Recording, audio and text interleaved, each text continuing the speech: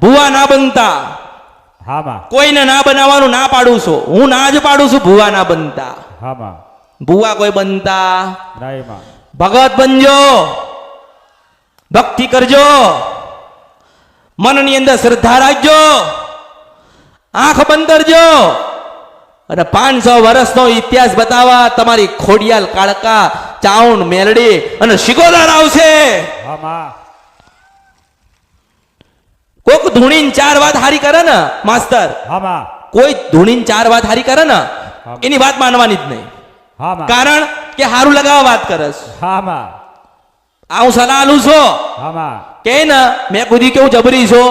હા માં. અરે હું જબરી કહેવાય કેમ કહેવાય કે હું પાવાગઢમાં મળી હતી, હા માં. હું શંખલપુરમાં મળી હતી, રાજાપરામાં 150 વર્ષની ડોશીના રૂપિયા મળી હતી.